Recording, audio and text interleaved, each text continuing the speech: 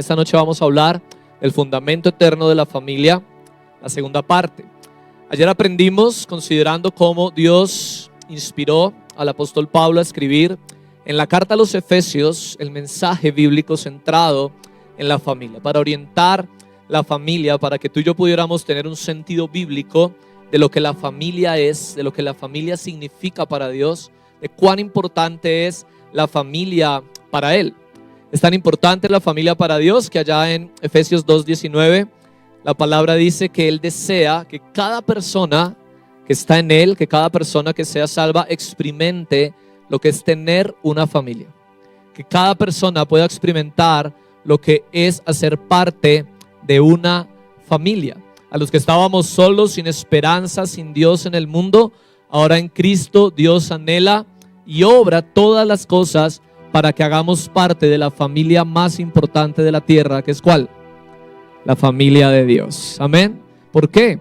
Porque es la única familia que tiene esperanza, que tiene riquezas, que tiene promesas y que tiene poder, que son eternos para siempre. Amén. ¿Cómo está tu vida hoy? ¿Sabes? Si estás seguro, si haces parte de la familia de Dios, estás experimentando esa familiaridad, porque ese es el anhelo y el deseo de Dios para tu vida y tu familia. Si no lo estás experimentando, es el deseo del Señor que por medio de su palabra y la obra del Espíritu de Dios tú puedas experimentarlo. ¿Cuál es entonces nuestra responsabilidad? Aprendíamos que primero es asegurarnos a nosotros mismos. Amén. Asegurar que nuestra vida, que nosotros hacemos parte de la familia de Dios, y además pedirle al Señor que en su gracia, en su misericordia, Él nos conceda ser un instrumento en sus manos para que también nuestra familia de sangre sea dirigida hacia estos propósitos eternos. Nuestra responsabilidad es tener un compromiso y un esfuerzo hasta el último suspiro de nuestra vida, hasta el último latido de nuestro corazón, para que cada uno de nuestros seres queridos llegue a ser parte de la familia de Dios. ¿Cómo hacemos eso? Mostrándoles a Cristo, modelando el carácter de Jesús, compartiendo con ellos el evangelio y jamás dejando de orar por su salvación. Amén. Entonces, si podremos tener la seguridad y la confianza que nuestra familia va a tener en Cristo un fundamento real, permanente y eterno. Amén. Hoy continuamos entonces profundizando en el tema del fundamento eterno de nuestra familia. Y ayer vimos algunas características de la oración que Pablo hizo por la iglesia en Éfeso, y hoy vamos a verlo a partir de la segunda oración registrada en el libro. Acompáñenme por favor en su Biblia a Efesios capítulo 3 y vamos a leer desde el verso 14 y hasta el verso 21. Y cuando usted lo encuentre, quiero pedirle que por favor esté de pie para que en unidad y reverencia leamos juntos esta porción de la palabra. Efesios capítulo 3 desde el verso 14 y hasta el verso 21.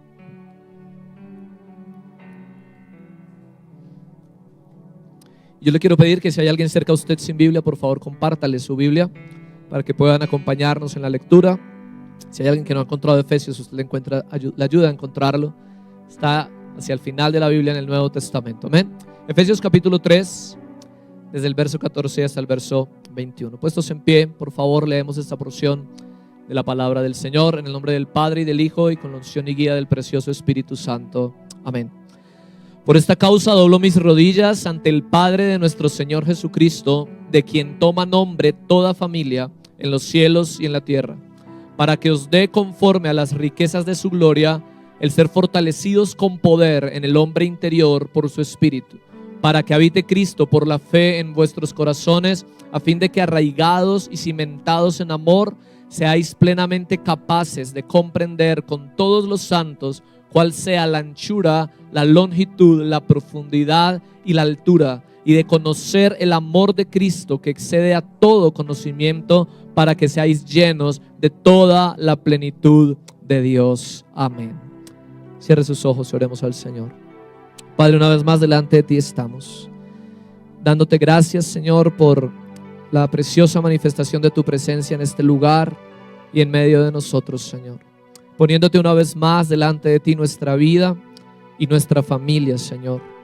Presentándote una vez más las personas, Señor, con las que vivimos, con las que compartimos nuestro techo, nuestro hogar. Señor, cada uno de sus corazones, cada una de sus vidas, de sus almas, Señor, hoy las ponemos delante de ti. Cada persona, Señor, que lleva nuestra sangre, que lleva nuestro apellido, Señor, hoy, Señor, lo presentamos delante de ti, rogándote, Señor, que sea tu perfecta y preciosa salvación manifestándose a favor de nuestra familia, Señor. Sabemos que es tu voluntad la salvación de todos los hombres, Señor. Tu palabra dice que tú quieres que todos sean salvos y lleguen al conocimiento de la verdad. Y por eso, Señor, hoy oramos para que podamos ser perfeccionados en tu verdad, para poder, Señor, en tu gracia y misericordia ser usados por ti, para poder llevar luz a las tinieblas. En el nombre de Jesucristo oramos dándote gracias, Señor. Amén y amén. Amén. Puede tomar su lugar. Esta oración comienza hablando acerca de Dios, mencionando que Él es el Padre de nuestro Señor Jesucristo, pero señalando de que es de Dios, de su paternidad eterna, de quien toda familia toma nombre en los cielos y en la tierra. De la misma manera que tú y yo portamos el apellido de nuestra familia de sangre y podemos quizá identificarnos y si quisiéramos pudiéramos agruparnos por nuestros apellidos, de la misma forma que llevamos ese apellido, cuando tú y yo hacemos parte de la familia de Cristo, llevamos el nombre de Cristo. Somos portadores de su nombre porque lo hemos recibido de Dios Padre. Sin perder ahí el capítulo de Efesios, yo quiero invitarte a que vayamos a Isaías, capítulo 43, y vamos a leer los versículos 1 y 7. Isaías, capítulo 43, versículos 1 y 7. Ahora así dice Jehová, creador tuyo, oh Jacob, y formador tuyo, oh Israel. No temas porque yo te redimí, te puse nombre, mío eres tú. Y mira lo que dice el verso 7 del mismo capítulo. Todos los llamados de mi nombre, para gloria mía, los he creado, los formé y los hice. Esta es la manera en que Dios se refiere a todas las personas que están en Él. Esta es la manera en la que Dios se refiere a cada persona que lleva su nombre, a cada persona que Él ha llamado, que Él ha creado, que Él ha formado. Y hay una cantidad de promesas en ese texto que yo te animo a que tú veas en casa, que hacen parte de todos y son para todos aquellos que pertenecen a la familia de Dios, a los que son portadores de su nombre. Somos beneficiarios directos de las promesas fieles y eternas del Señor. Ahora, ¿para qué nos sirve esto y cómo eso afecta nuestra vida hoy? ¿Y cómo eso afecta nuestro diario vivir y nuestra cotidianidad?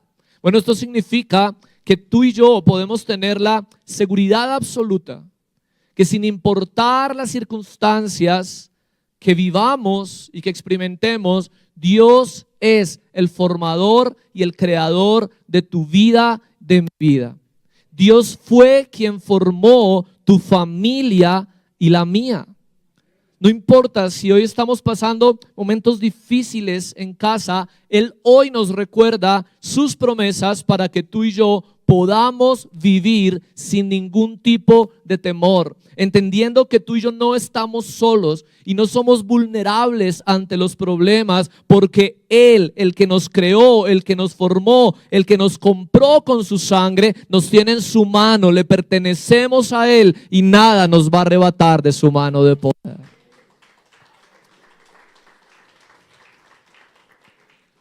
Podemos tener seguridad. Piensa en los problemas que hay hoy en los tuyos. Piensa en los problemas que hay hoy en tu casa. La palabra del Señor para nosotros en esta noche es: no temas, no temas, no estás solo. Esos problemas no tomaron a Dios por sorpresa. Hay una forma en la que Dios sabe que Él puede usar cualquier circunstancia para que su nombre sea glorificado, porque Él dijo: a los llamados de mi nombre yo los formé y los hice para gloria mía. Y Él sabe de qué manera esa circunstancia va a poder un día llevar a su nombre la mayor gloria, de tal forma que tú y yo podamos decir: no fui yo quien lo solucionó, no fue mi sabiduría, no fueron mis recursos, no fue mi capacidad, no fue mi inteligencia, no fue mi paciencia, no fue nada de mí. Toda la gloria le pertenece a Él. Él lo hizo y Él lo hará para su gloria. Aleluya. ¿De qué se trata entonces tener un fundamento eterno para nuestra familia? Se trata, según aprendimos en lo que acabamos de leer, del conocimiento del amor de Dios. ¿Para qué oraba Pablo? ¿Por qué doblaba su rodilla delante de Dios Padre, de quien toma nombre toda familia? Para que nosotros pudiéramos tener, y nuestra familia también, un fundamento firme, conociendo el amor de Dios de forma integral, de manera intelectual, de manera espiritual y de manera experimental. Un conocimiento integral del amor de Dios. En eso se basan las peticiones de Pablo en esta oración, y es lo que vamos a ver hoy con la ayuda del Señor. Entonces, si estás tomando apuntes, anota que el primer punto es una familia fortalecida por el Espíritu de Dios. Y volvamos por favor a Efesios.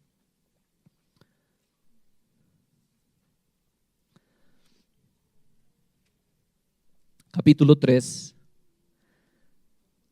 Y el verso 16, Pablo escribió: para que os dé, conforme a las riquezas de su gloria, el ser fortalecidos con poder en el hombre interior por su Espíritu. ¿Sabes? Hay una claridad y una especificidad en la medida de la fortaleza que Pablo pide acá.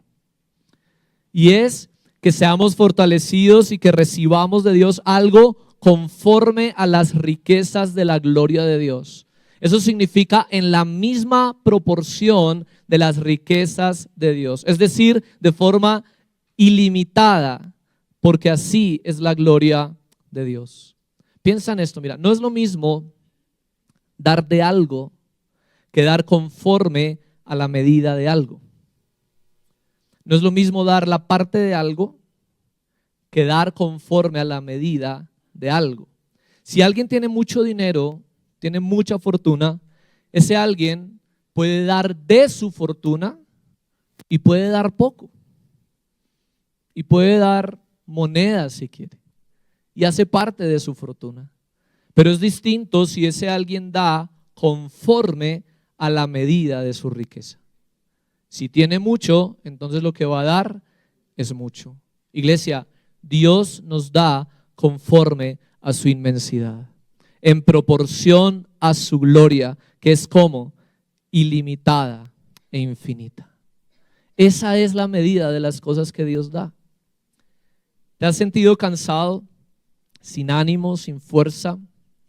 Necesitamos recordar en esta noche que la fuente de nuestra fortaleza es ilimitada, totalmente sobreabundante, porque es proporcional a la medida de las infinitas riquezas de la gloria de Dios. Hoy hay provisión abundante de fuerza para tu vida y para mi vida, para tu alma, para tu corazón. Hoy Dios desea que tú y yo seamos fortalecidos sobreabundantemente en Él.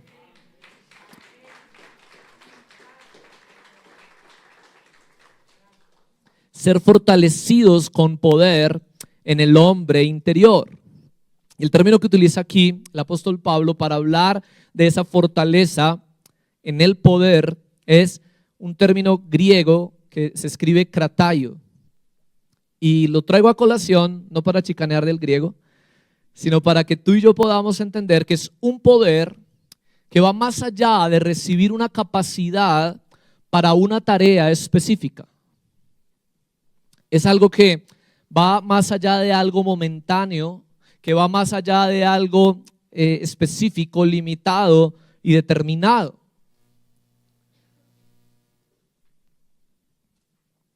Piensa, por ejemplo, en lo que pasó en la vida de Sansón. Cuando tú y yo pensamos en Sansón, la mayoría de gente piensa que Sansón era un hombre así, tipo físico-culturista, musculoso, como La Roca, como Vin Diesel. Los jóvenes me entienden de quién hablamos, ¿sí o no? Así fuerte. Pero sabes, lo que es más natural y más normal es que Sansón fuera una persona absolutamente normal. Porque si él tuviera este tipo de cuerpo, pues nadie se estaría preguntando de dónde saca tanta fuerza. Porque sería evidente. Pero como no lo era, podemos ver que cada vez que Sansón iba a hacer estas demostraciones sobrenaturales de fuerza física, era Dios obrando en él para esas tareas específicas. Pero la palabra de Dios que hablan esta noche en nuestra vida es que la fortaleza, conforme a esas riquezas ilimitadas de la gloria de Dios que el Señor quiere darnos, no es algo que va a ser momentáneo, pasajero, para algo específico. Significan una fuerza y una capacidad y una resistencia que emanan del mismo poder de Dios, pero que hacen parte de ti.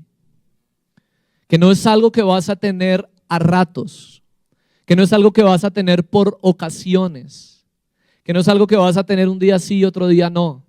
No es algo que va a venir por un momento y se va a volver a ir. No, la oración es que tú y yo mantengamos en nuestra vida una fuerza constante que venga de parte de Dios, que seamos fortalecidos, dice acá, con poder en el hombre interior. ¿Cuál es el hombre interior? Segunda de Corintios capítulo 4, verso 16.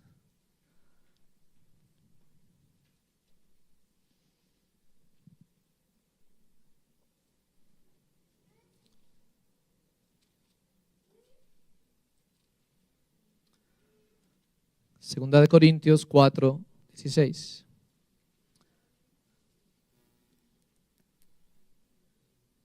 Amén.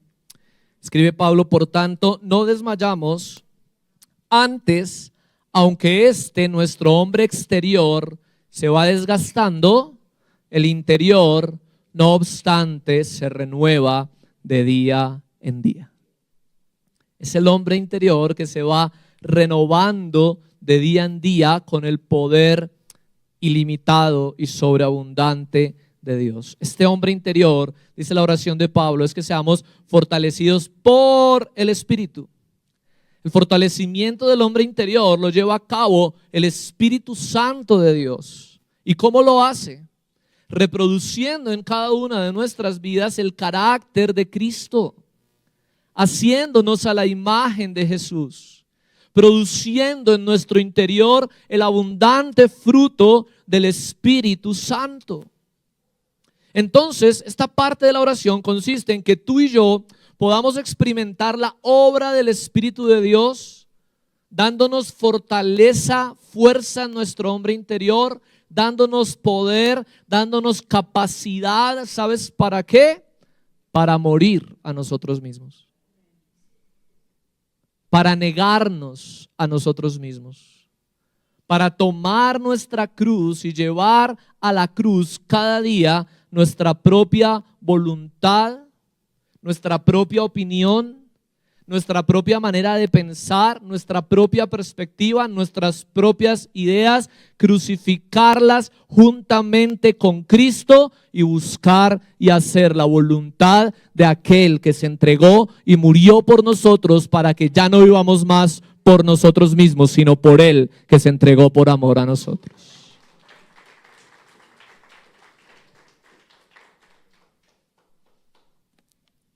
Para eso necesitas la fuerza y el poder del Espíritu, porque eso no lo logramos nunca con nuestra determinación ni con nuestra intención. Es en el poder del Espíritu de Dios. Es el poder del Espíritu de Dios en nosotros que marca un antes y un después en nuestras vidas. Antes pensabas que tu opinión era lo más importante y te sentías ofendido y ofendida si alguien tenía el valor de contradecirte y de llevarte la contraria, porque pensabas que tu opinión era lo más importante. Pero ahora, por el poder del Espíritu, tú puedes dejar tu opinión a un lado, tus ideas a un lado, tu perspectiva, tu deseo, lo sacrificas, lo crucificas juntamente con Cristo, y con humildad te sientas a los pies del Maestro a aprender lo que Él te quiere enseñar. Mantener una actitud enseñable es el resultado del Espíritu de Dios obrando en ti. ¿Para qué más somos fortalecidos? Volvamos a Efesios. Allá en el capítulo 3, en el verso 17 dice: para que habite Cristo por la fe en vuestros corazones. ¿Y sabes qué es importante de esto? Que a veces perdemos de vista. Pablo no le está escribiendo esto a los incrédulos. Pablo no le está escribiendo esto a personas nuevitas en el evangelio. No le está escribiendo esto a personas que apenas están conociendo. No, él está escribiéndole esto a los creyentes, a los que ya han sido salvos, a los que ya han sido redimidos, a los que ya han sido santificados, justificados, habitados por el Espíritu Santo de Dios, por el Espíritu de Cristo. Les dice que él ora para que Cristo habite por la fe en sus corazones. Y cuando tú y yo tal vez leemos esto, y cuando ellos leyeron esto dijimos: pero Pablo, eso ya es materia pasada. Yo ya pasé por ese nivel. Yo ya le di mi vida a Cristo. Ya puse mi fe en Cristo, ya acepté a Cristo como mi Señor y Salvador. Ya creo que Él está morando en mi corazón. Entonces, ¿por qué sigues orando por eso, Pablo? Bueno, porque Él no está enfocado en esa realidad cuando Cristo llega a morar en el corazón de alguien. La oración es para que Cristo habite de forma plena y absoluta en el corazón de los creyentes, en cada área de su vida, que ellos puedan vivir una vida rendida a Cristo, conscientes de la presencia de Cristo, que Cristo sea permanentemente el centro de su vida, el tesoro de su corazón, la prioridad de su mente. Esa es la oración. Que ellos puedan pasar cada instante de su existencia experimentando a Cristo todo el tiempo. ¿No crees que eso debe ser también parte de nuestra petición? Para nuestra vida, para nuestra familia.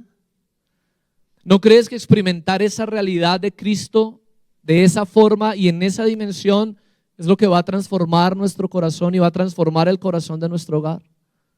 Va a transformar el corazón de quienes viven con nosotros. Todos, iglesia, necesitamos un hombre interior fortalecido en el que Cristo pueda ser su habitación, donde experimentemos continuamente al Espíritu Santo conformándonos más y más a Cristo, dándonos el poder para morir a nosotros mismos, para negarnos a nosotros mismos, para tomar nuestra cruz y obedecer al Señor por amor. Cuán importante es que tú y yo tengamos el poder del Espíritu de Dios para amar a Jesús, para amarlo a Él. Sabes, yo estoy seguro que si nosotros saliéramos ahorita a la calle, a esos que hoy están perdiéndose en placeres y en pecados, y les preguntáramos: ¿tú crees en Dios y amas a Dios? La mayoría van a estar convencidos de que sí lo hacen. Y aunque están en pecado y aunque no están viviendo para Dios, creen que sí lo hacen. ¿Sabes por qué? Porque no han entendido que es amar a Dios. Y anoche aprendíamos lo necesario y lo urgente y lo serio que es que tú y yo amemos a Dios. Porque la palabra nos decía que si tú y yo queremos ser conocidos por Dios, ¿quiénes son los que son conocidos por Dios? Los que aman a Dios. ¿Y quiénes son los que aman a Dios? Acompáñame a Biblia, Juan capítulo 14, versículos 21 y 23. Juan 14, 21 y 23.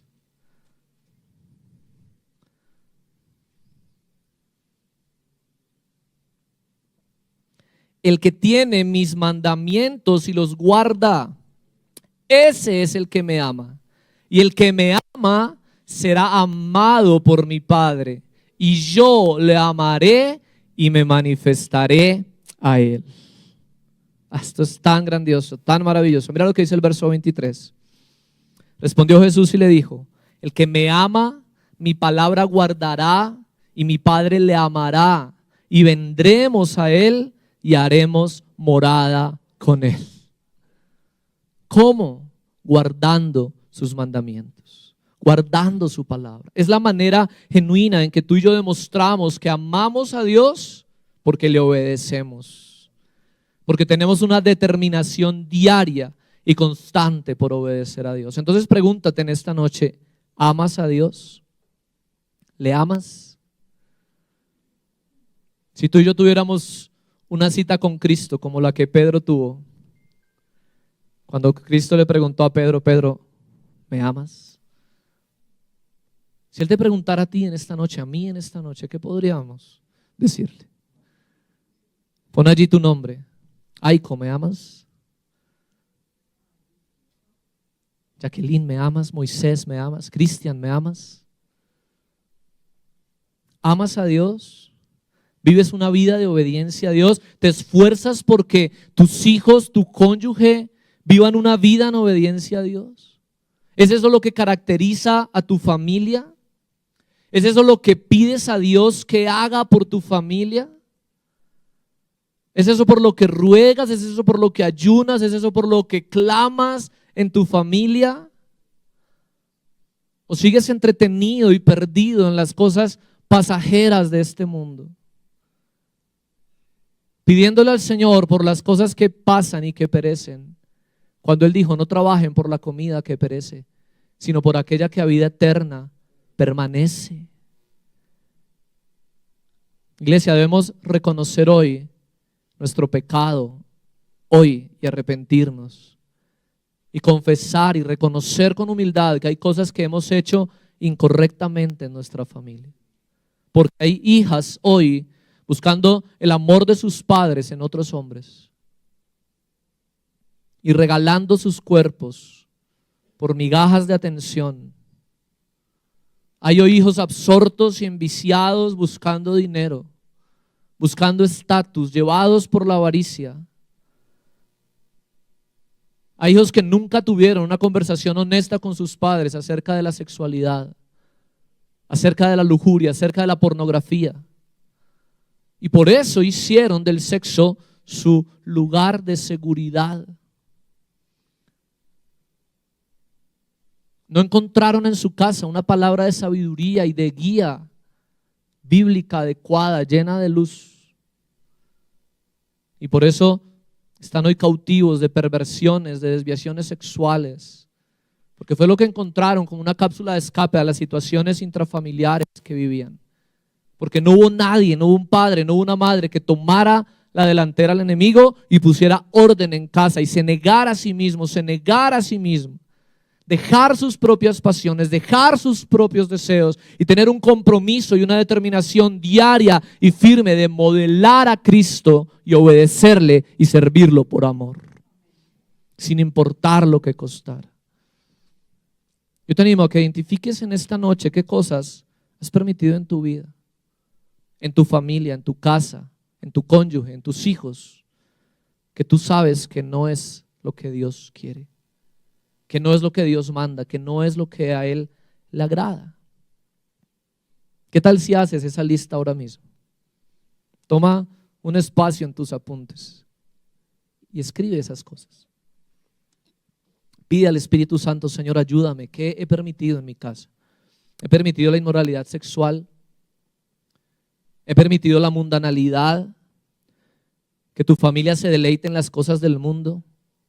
Que celebren como el mundo celebra. Que se alegren en lo que el mundo se alegra. Que se vistan como el mundo se viste. Que hablen como el mundo habla, con malas palabras. ¿Qué has permitido? Y pidámosle perdón al Señor. Y pidámosle sabiduría de verdad para que podamos ser usados por Dios para guiar a nuestra familia al arrepentimiento. Anoche aprendíamos, iglesia, que esto se trata de una dependencia de la autoridad de Cristo. Porque todos nos equivocamos, porque todos pecamos, porque todos fallamos. Pero hay uno que tiene una vida perfecta de obediencia a Dios y Él dijo: toda potestad me es dada en los cielos y en la tierra, por tanto, id y predicad el evangelio. Ve y en la autoridad de Cristo predica el evangelio de Cristo a tu familia, a los tuyos, a tus hijos, a tu esposa, para que aprendan a vivir en obediencia, en amor y para la gloria de Dios. Hazlo delante del Señor. Toma esa determinación, porque ese es el propósito del Señor. Segundo, una familia arraigada y cimentada en el amor. Y volvamos a Efesios.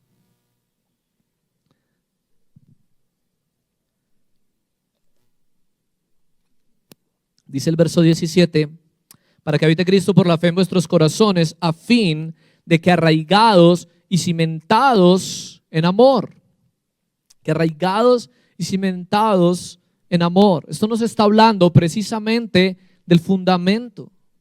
Si tú y yo somos fortalecidos para que Cristo permanezca en nosotros transformándonos, inevitablemente vamos a estar arraigados y cimentados en amor. Este es el resultado de ser fortalecidos por Cristo, que Él habite siempre manifestando su poder en nuestra vida. Pablo oró y dijo para que Cristo habite por la fe en sus corazones. Y sabes, la fe trae como consecuencia una relación con el amor. Una fe, según Gálatas 5:6, que obra por el amor. Cuando tú y yo tenemos la fe que nos salva y esta fe nos une a Cristo, entonces, solo entonces somos arraigados y cimentados en amor. ¿Sabes qué significa esto? Son dos expresiones. Arraigados, ¿como qué? ¿Qué es lo que se arraiga a la tierra? ¿Y qué es lo que tiene raíces? Los árboles, ¿verdad? Los árboles son los que se arraigan a la tierra y eso nos señala el crecimiento. Y cimentados, ¿qué es lo que necesita un cimiento? Una casa, un edificio. Y eso nos habla de un crecimiento continuo, pero además un crecimiento sólido y estable. Mira lo que dice ahí Efesios un poco más atrás, capítulo 2, versículos 20 y 21. Dice, edificados sobre el fundamento de los apóstoles y profetas, siendo la principal piedra del ángulo Jesucristo mismo, en quien todo el edificio bien coordinado va creciendo para ser un templo santo en el Señor, en quien vosotros también sois juntamente edificados para morada de Dios. ¿En qué? En el Espíritu. Arraigados y cimentados en amor, es que tú y yo vamos a poder crecer en el amor de Dios, en el amor ágape, en el amor que se demuestra para los demás. Primera de Juan capítulo 3, verso 14.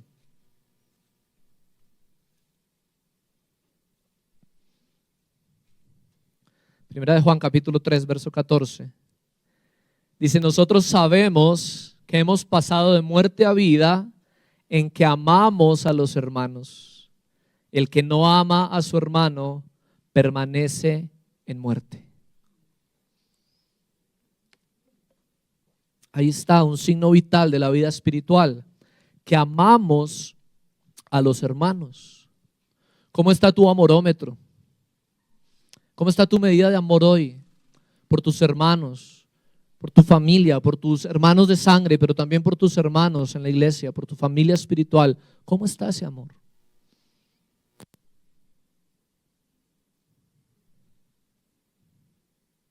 ¿Sabes? Ahí en Efesios capítulo 5, verso 1, la carta que estamos considerando, Pablo escribe, sed pues imitadores de Dios como hijos ¿qué? Amados. ¿Y andad en qué? En amor. Como también Cristo nos ¿qué? Nos amó y se entregó a sí mismo por nosotros, ofrenda y sacrificio a Dios en olor fragante. Mira que está a tu lado y dile, andar en Cristo es andar en amor.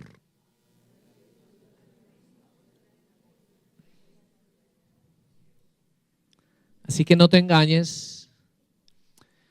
Si tú y yo seguimos obstinados en nuestra propia opinión, buscando nuestra propia comodidad y negándonos a amar a los demás, seguramente no hemos nacido de nuevo, seguramente no conocemos a Cristo, seguramente no estamos en Él. Ahora, ¿es fácil amar a los demás?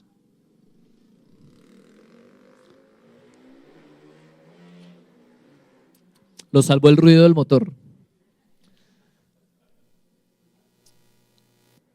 ¿Pero es fácil amar a otros? La respuesta es no. No es fácil. De hecho, ni siquiera es posible. ¿Sabes por qué? Porque nosotros, por naturaleza, no buscamos amar. Buscamos que los demás nos amen a nosotros.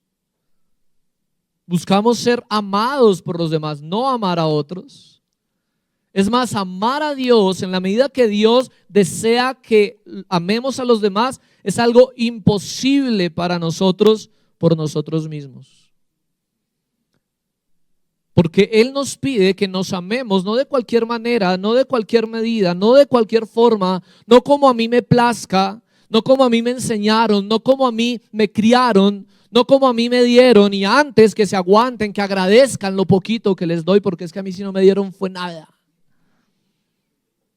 Esa no es la medida del amor de Dios. Él dijo que nos amáramos como Cristo mismo nos amó a nosotros. De la manera en que Cristo nos amó, amémonos unos a otros. Es imposible hacerlo en nuestras fuerzas, pero sabes, todo lo que es imposible para el hombre es posible para Dios. Romanos capítulo 5, verso 5.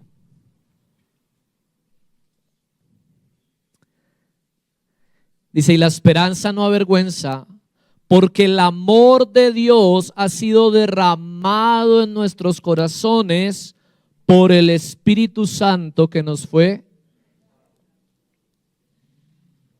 Ahí está la respuesta. Este es el punto. ¿Sabes por qué nos cuesta amar? ¿Sabes por qué nos es tan difícil amar? Porque queremos hacerlo con nuestro amor. Porque queremos hacerlo en nuestras fuerzas. Porque queremos hacerlo en nuestra capacidad. Porque queremos hacerlo con nuestras condiciones.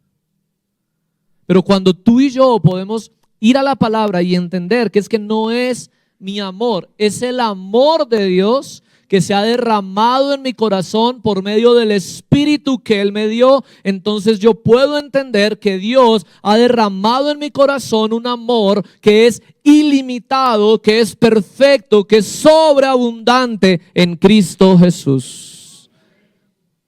Segunda de Corintios capítulo 12, verso 14.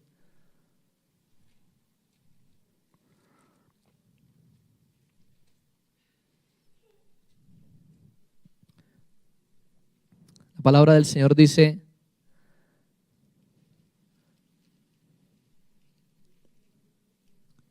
en 2 de Corintios, capítulo 12, verso 14. Mira lo que Pablo escribió a los corintios. He aquí, por tercera vez estoy preparado para ir a vosotros, y no seré gravoso, porque no busco lo vuestro, sino a vosotros.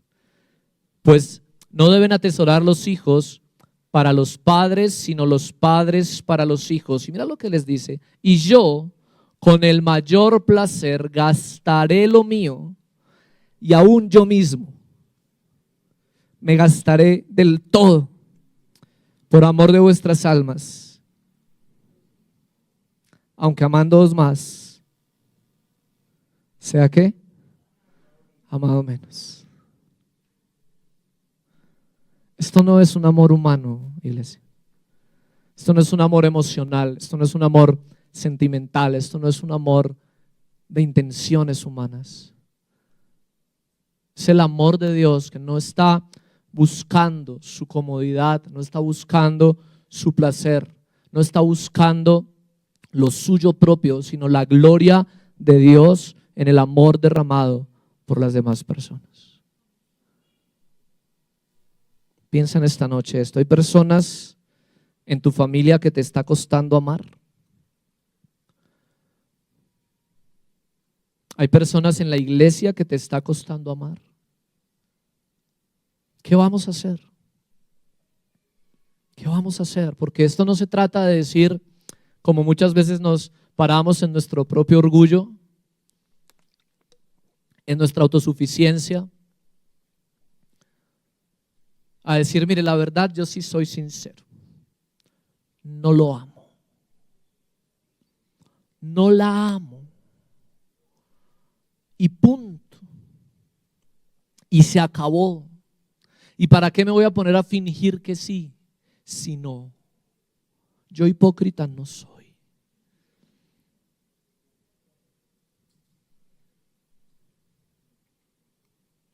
El punto, iglesia, es que el hecho de que tú y yo no estemos en la capacidad de amar a alguien no es el final del camino. Mira, tú y yo vivimos tan engañados en esta vida pensando que es a los demás a los que tenemos que convencer, pensando que es la opinión de los otros lo que importa, y entonces buscamos los mejores argumentos, las mejores razones, las mejores ideas para que los demás nos digan: ay, sí, pobrecito, sí, sí, tico, sí, tica, tiene razón, sí. Pero sabes, la opinión de los demás no vale nada, no importa nada. Hay una sola opinión que va a contar, y es la de Cristo Jesús en la eternidad.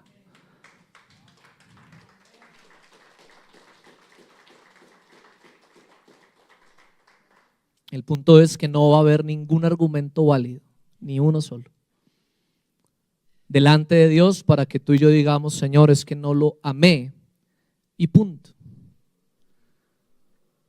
Pero si hay una persona que nos está costando amar, una o muchas, lo que tenemos que hacer, iglesia, es con humildad y sinceridad pedirle a Dios el amor que nos hace falta. Porque si Él ha derramado de su amor sobreabundante y ilimitado en nosotros a través de su Espíritu, Él nos va a dar el poder y la capacidad de manifestarle a otros ese amor que no es mi amor, sino el amor de Dios, para poder amarlos de forma sincera, abundante y sin medida. Volviendo a Efesios 3,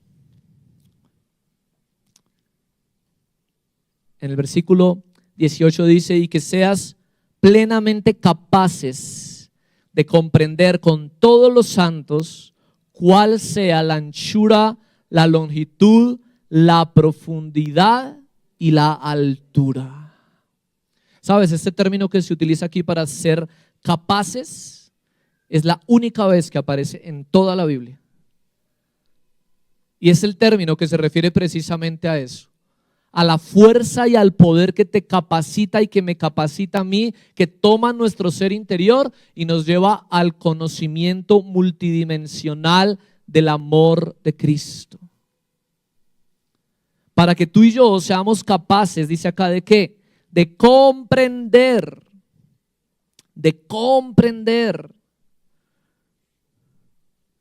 catalambano en griego, comprender, captar algo de manera enérgica, aprehenderlo, tomar posesión de ello, comprenderlo plenamente. Y aquí está hablando la Biblia de una comprensión intelectual, que tú y yo podamos comprender intelectualmente, saber intelectualmente acerca del amor de Dios.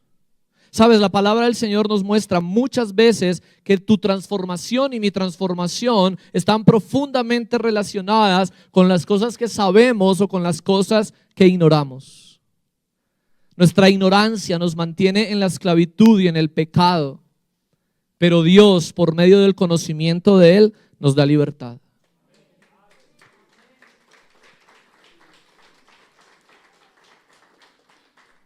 Quiero ponerte solo un ejemplo, y yo te animo a que tú puedas de verdad sacar el tiempo delante del Señor y estudiar esta porción de la palabra de Dios que vamos a ver a continuación, solamente de manera rápida. Pero mire lo que Pablo escribió allí en 1 Corintios, capítulo 6. Y para ver este panorama de la importancia de lo que es saber, solamente vamos a leer el comienzo de algunos versículos. Capítulo 6, versículo 2, dice: ¿o no sabéis que los santos han de juzgar al mundo? Verso 3. ¿O no sabéis que hemos de juzgar a los ángeles? Verso 9.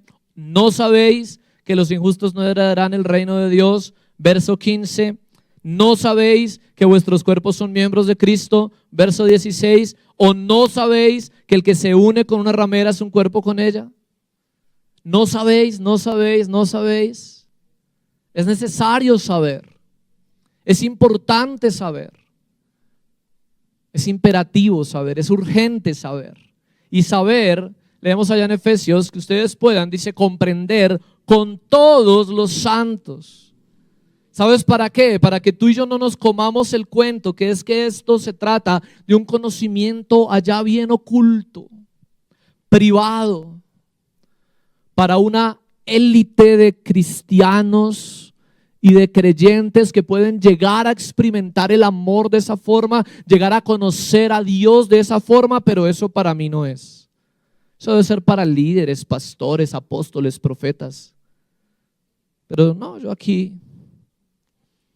no hago parte de esa élite, no.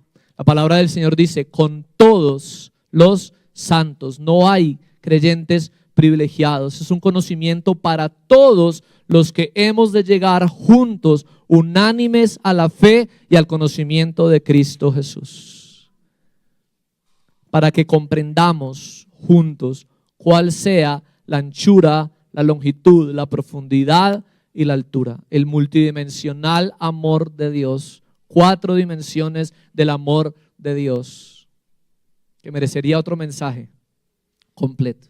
Pero la síntesis de esto es que el amor de Dios abarca todo lo que existe. Mira lo que dice Colosenses capítulo 1, versos 15 y 16. Colosenses capítulo 1, versos 15 y 16. Hablando del Señor Jesucristo, dice, Él es la imagen del Dios invisible, el primogénito de toda creación, porque en Él fueron creadas todas las cosas, las que hay en los cielos y las que hay en la tierra, visibles e invisibles, sean tronos, sean dominios, sean principados, sean potestades. Todo fue creado por medio de Él y para Él. Que tú y yo podamos comprender el amor que abarca todo lo existente. Y volviendo a Efesios, dice el siguiente versículo, estamos en el verso 19, y de conocer el amor de Cristo que excede todo conocimiento. Ahora sí se nos puso más difícil. ¿Cómo así que la Biblia y el Señor me pide y ora y pide Pablo para que tú y yo podamos conocer algo que excede el conocimiento? ¿Sabes? No se trata de decir que es algo que no se puede conocer. Se trata de que tú y yo, no importa en qué profundidad y en qué dimensión lo conozcamos, jamás vamos a poder abarcarlo todo, porque excede nuestro conocimiento. Pero hay un paso además importante. Habíamos hablado de un conocimiento intelectual cuando habló de comprender, y ahora este conocer es un conocimiento experimental. Se trata de pasar de la intelectualidad a la vivencia, de la teoría a la realidad, de saber algo a experimentarlo. ¿O cuántas veces nos pasa que tú y yo sabemos muchas cosas acerca de Dios, que tenemos claras en nuestra mente, pero que en nuestro corazón sentimos otra cosa? ¿Sabes? Cuando tú y yo llevamos ya tiempo en el Evangelio,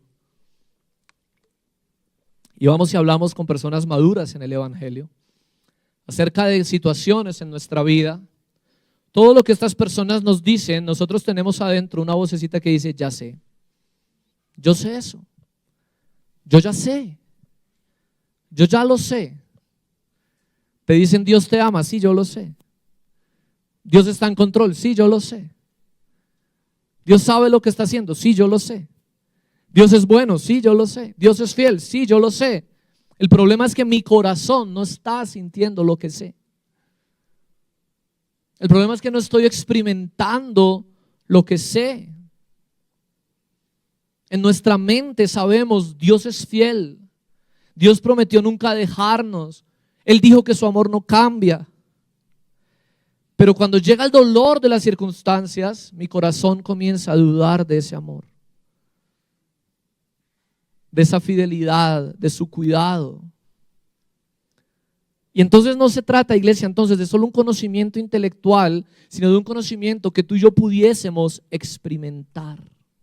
Sabes, el apóstol Pablo no solamente conoció del amor de Dios, sino que lo experimentó en sí mismo, ese amor, y dio testimonio de sentirse amado por Dios. Mira lo que le escribió en Gálatas capítulo 2, verso 20.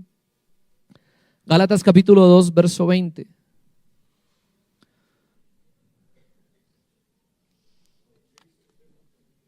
Él escribió: con Cristo estoy juntamente crucificado, ya no vivo yo, mas vive Cristo en mí, y lo que ahora vivo en la carne, lo vivo en la fe en el Hijo de Dios, el cual me amó y se entregó a sí mismo por mí.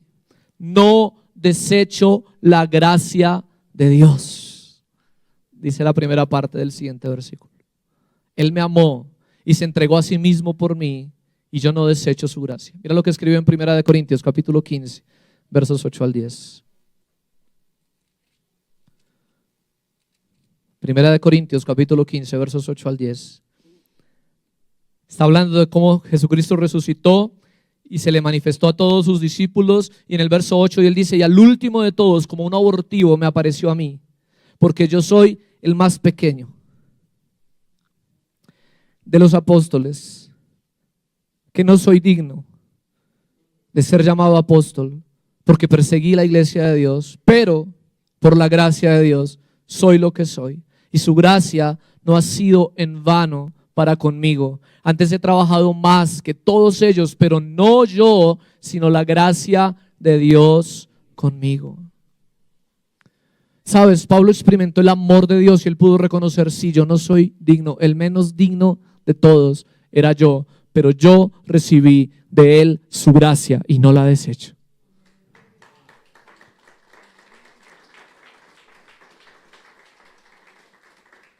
Primera de Timoteo, capítulo 1, versos 12 al 16.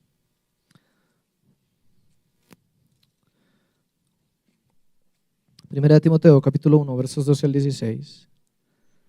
Doy gracias al que me fortaleció, a Cristo Jesús nuestro Señor, porque me tuvo por fiel poniéndome en el ministerio, habiendo yo sido antes blasfemo, perseguidor e injuriador, mas fui recibido a misericordia, porque lo hice por ignorancia, en incredulidad, pero la gracia de nuestro Señor fue más abundante con la fe y el amor que es en Cristo Jesús. Palabra fiel y digna de ser recibida por todos, que Cristo Jesús vino al mundo para salvar a los pecadores, de los cuales yo soy el primero. Pero por esto fue recibido a misericordia, para que Jesucristo mostrase en mí el primero toda su clemencia, para ejemplo de los que habrían de creer en Él para vida eterna. Oh, que el Espíritu de Dios hable a tu corazón a través de su palabra. Pablo pudo decir a lo largo de su ministerio: Él me amó, Él me dio gracia, Él me perdonó. Yo no era digno, yo no lo merecía, pero por su gracia, por su amor, para poner en mi vida el ejemplo de su gracia y de su amor, Él me perdonó, me tuvo por digno, me fortaleció. ¿Sabes? Él pudo experimentar de tal manera el amor de Dios que escribió lo que escribió en Romanos capítulo 8, versículos 38 y 39.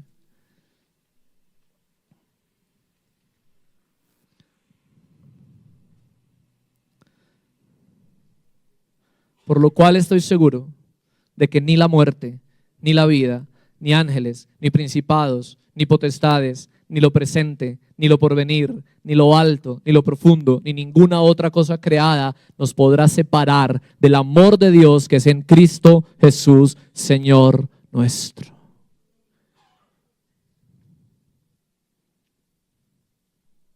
Piensa en algo en esta noche. ¿Acaso Dios libró a Pablo de todo sufrimiento? ¿Acaso Dios libró a Pablo de todo dolor? ¿Acaso lo hizo agradable para las demás personas, para que cayera bien, para que lo amaran más y mejor. Bueno, eso no fue lo que leímos hace un momento. Él escribió: aunque yo los ame más y ustedes me amen menos. ¿Sabes? Si hay una palabra que pueda resumir la vida del ministerio de Pablo, fue sufrimiento. Pero en medio de su sufrimiento, Pablo pudo experimentar una convicción: Él me amó y nada me va a poder separar de ese amor que Él me dio en Cristo Jesús.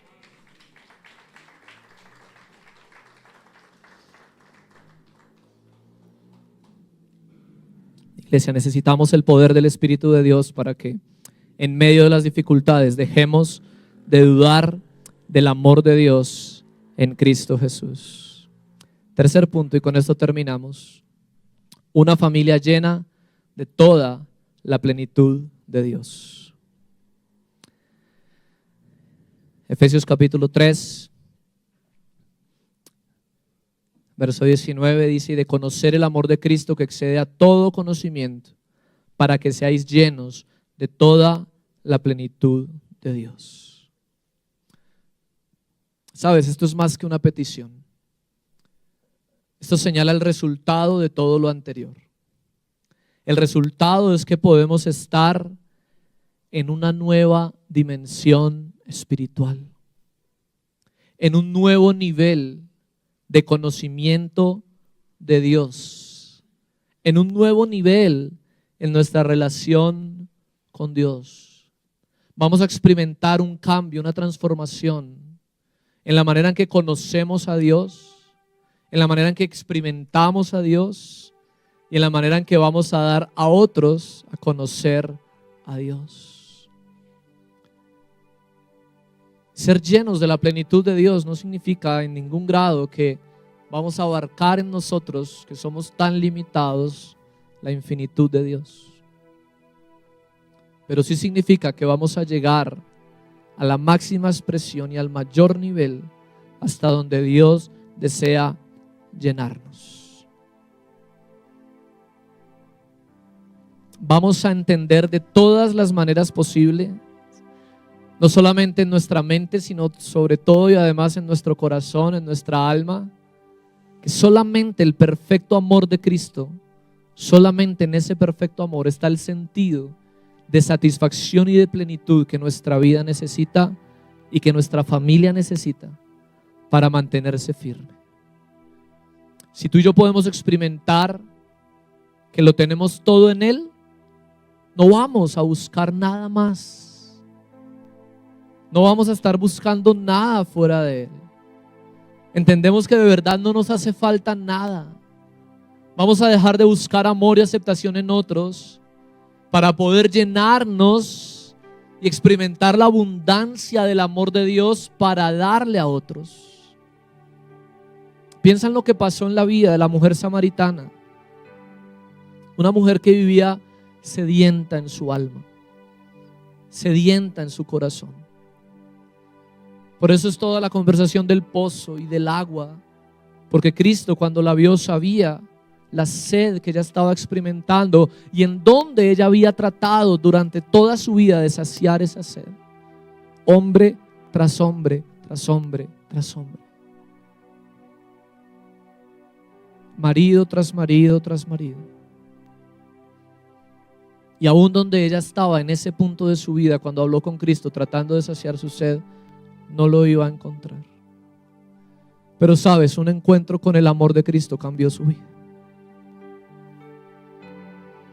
Cristo salió a su encuentro y le dio de su agua de vida y la llenó de forma tal que esa mujer que un día estaba necesitada y sedienta no volvió a tener sed jamás. Y además tuvo suficiente para dejar de buscar y comenzar a dar. Tuvo suficiente para llevar a toda su ciudad a Cristo. Sabes, iglesia, en el amor de Cristo ya no hay más corazones carentes, sedientos y necesitados.